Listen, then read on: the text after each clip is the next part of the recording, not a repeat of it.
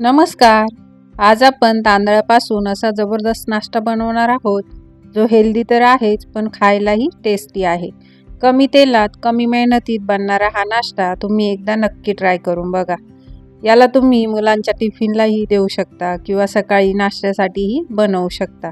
चला तर मग सुरुवात करूया. त्यासाठी इथे मी 1 वाटी तांदूळ घेतले. तांदूळ तुम्ही कोणतेही रोज वापरातले घेऊ शकता. ते 2-3 पाण्याने स्वच्छ धुवून घ्यायचे आणि पाणी टाकून 1 ते 1.5 तास असेच भिजत ठेवायचे. आता मी अगोदरच भिजत ठेवले होते. आता हे तांदूळ 1.5 तासानंतर मी एका चाळणीमध्ये ओतून घेतले आणि पूर्ण पाणी निथळून घ्यायचे त्यातले.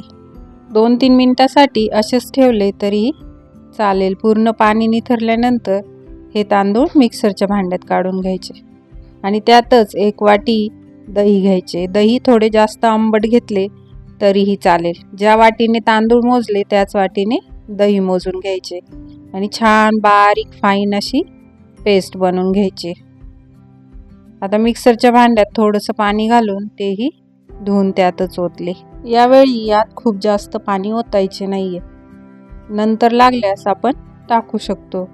आता हे छान असे मिक्स करून घ्यायचे. अगदी 2-3 मिनिटांसाठी असेच हलवत राहायचे आणि त्यानंतर अर्धी वाटी रवा घालायचा आहे किंवा पोह्यांचे चमचे असतात त्या चमच्याने 5 चमचे घ्यायचा आहे. तुमच्याकडे जर जाड रवा असेल तर तो मिक्सरला फिरवून बारीक करून घ्यायचा आणि तो टाकला तरीही चालेल. आता यामध्ये पाणी वगैरे न टाकता असेच रवा टाकून चांगले मिक्स करून घ्यायचे. चांगले 5-1 मिनिटांसाठी, म्हणजे चांगले एकजीव होईल ते.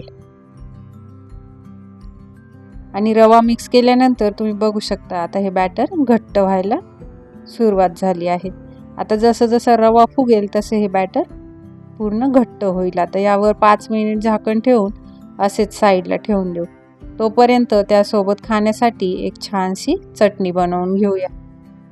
इथे मी अर्धी वाटी शेंगदाणे भाजून आणि साल काढून घेतले. अर्धी वाटी खोबरं घेतलंय सुकं किसलेलं किंवा तुम्ही ओलं खोबरं घेऊ शकता. 2-3 हिरव्या मिरच्या, थोडासा चिंचेचा तुकडा, 1 इंच आलं, अर्धा चमचा जिरे, चवीनुसार मीठ आणि भरपूर सारी अशी कोथिंबीर आणि थोडेसे पाणी घालून हे सर्व आता छान बारीक असे वाटून घ्यायचे. या पद्धतीने छान अशी चटणी तयार आहे. आता यामध्ये मी थोडेसे मिक्सरच्या भांड्यात पाणी घालून थोडेसे पाणी ॲड केले. आता याला आपण फोडणी देऊन घेऊया.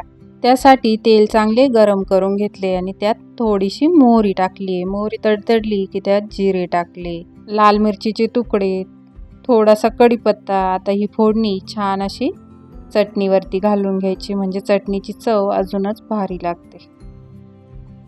अशा पद्धतीने मस्त अशी चटणी त्यासोबत खाण्यासाठी तयार आहे. आता इथे बॅटरही छान भिजले असेल. आता ते परत एखाद्या मिनिटासाठी आपण ते छान मिक्स करून घेणार आहोत. या पद्धतीने आपल्याला घट्टसर असेच पाहिजे, खूप पातळ नकोय. आता तुमचे बॅटर जर याच्यापेक्षा घट्ट झाले असेल तर थोडेसे 2-3 चम्मच पाणी घातले तरीही चालेल. यामध्ये चवीनुसार मीठ, हिरवी मिरचीची पेस्ट. आता याची चव अजूनच चांगली होण्यासाठी आपण जिरे मोहरीची फोडणी देऊन घेतली. तीही चांगली मिक्स करून घ्यायची. आता हे सर्व चांगलं मिक्स झालं की मी एका साईडला एका ताटाला तेल लावून घेतले आहे अगोदरच आणि पाणी गॅसवरती गरम होत ठेवलेले आहे. तर छान असे मिक्स झाले की यामध्ये इनोचे 1 पूर्ण पॅकेट घालून घ्यायचे किंवा तुमच्याकडे जास्त इनो असेल तर 1 टेबलस्पून इतकं इनो घालायचं आहे आणि त्यावर इनो ॲक्टिवेट होण्यासाठी 1 चमचा पाणी घालून छान असे मिक्स करून घ्यायचे. इनो घातल्यानंतर बॅटर चांगले मिक्स करून घ्यायचे. ही कृती एकदम फास्ट करायची. पटापट बॅटर मिक्स करायचे आणि तेल लावलेल्या ताटामध्ये हे बॅटर ओतून घ्यायचे. त्यासाठी तेल अगोदरच ताटाला लावून ठेवायचे, म्हणजे वेळ जात नाही. आता हे संपूर्ण बॅटर या ताटामध्ये ओतून घेतले आणि त्यावर चांगले दिसण्यासाठी थोडीशी लाल तिखट भुरभुरायची. आता हे लगेचच वेळ न घालवता गरम पाण्यामध्ये वरून ठेवायची. मी खाली एक रिंग ठेवली आहे जेणेकरून ताट खाली टेकणार नाही आणि यावरती झाकण ठेवून हे 15 ते 20 मिनिटांसाठी असेच वाफ न जाऊ देता शिजवून घ्यायचे. तर पहिले सुरुवातीला ताट ठेवल्या 2 मिनिटांसाठी मोठा गॅस ठेवायचा आणि नंतर कमी गॅस करून द्यायचा. 20 मिनिटांनंतर टूथपिक टाकून बघायची. क्लीन निघाली की छान असा तांदळाचा ढोकळा तयार झाला आहे. हा छान 10-15 मिनिटांसाठी फॅन खाली थंड करून घ्यायचा आणि त्यानंतर कोणत्याही शेपमध्ये तुम्हाला हव्या त्या शेपमध्ये तुम्ही कट करून घेऊ शकता. मी ते चौकोनी शेपमध्ये कट करते. या ढोकळ्याला वरून फोडणी वगैरे काही टाकायची गरज नाही, कारण आपण मिश्रणामध्येच अगोदरच फोडणी घालून घेतली होती. त्यामुळे वरून थोडीशी कोथिंबीर टाकली की झाला आपला नाश्ता तयार. खूप कमी तेलात हेल्दी असा हा नाश्ता तयार होतो.